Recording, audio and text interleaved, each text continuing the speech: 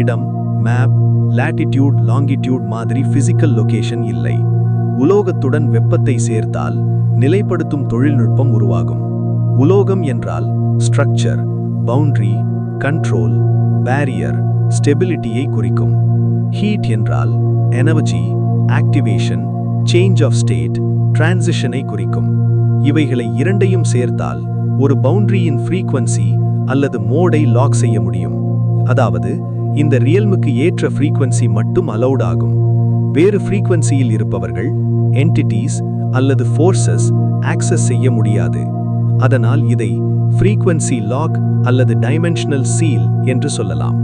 இதற்கு modern science டிவைஸ்னு claim இல்லை, ஆனால் ஏன்ஷியன் டிஸ்கிரிப்டிவ் லாங்குவேஜில் சொன்ன மெக்கானிசம் என்பதாகும். இது பழந்தைய முறையாகும். இது மனித ஹிஸ்டரியின் ஆரம்ப காலத்திலேயே தெரிந்த idea. Early civilisations, early revelation based knowledge. ஆனால் மூல நிலமானது அல்ல. அதாவது இது டெம்பரரி கண்ட்ரோல், கண்டெய்ன்மெண்ட் ரெஸ்ட்ரிக்ஷன். இது அல்லாஹ் விரும்பினால் அதை அகற்றலாம், பிரேக் ஆகலாம், எண்ட் டைம்ல உயர்த்தப்படலாம்.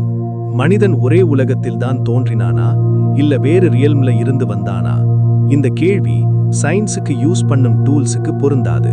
ஏனென்றால் சயின்ஸ் பார்க்க முடிந்தால்தான் ஏற்றுக்கொள்ளும்.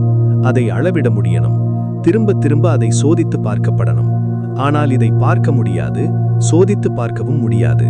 அதனால் சயின்ஸ் அதை ஏற்க மறுக்கிறது. அதேபோல் ஒரே உலகம்தான் எல்லாம் என்றும் சயின்ஸ் சொல்லவில்லை. 3 டைமென்ஷனை தவிர வேறு டைமென்ஷன் இருக்கலாம், ஆனால் நமக்கு தெரியாது என்பதாகவும், நம் உலகத்துக்கு பக்கத்தில் இன்னொரு பேரலல் வேர்ல்ட் இருக்கலாம், இன்டராக்ஷன் இல்லாததால் தெரியாது என்பதாகவும், multiple layers of reality, existence ஒரு லேயர் மட்டும் இல்லை என்பதையெல்லாம் சயின்ஸ் ஏற்றுக்கொள்கிறது.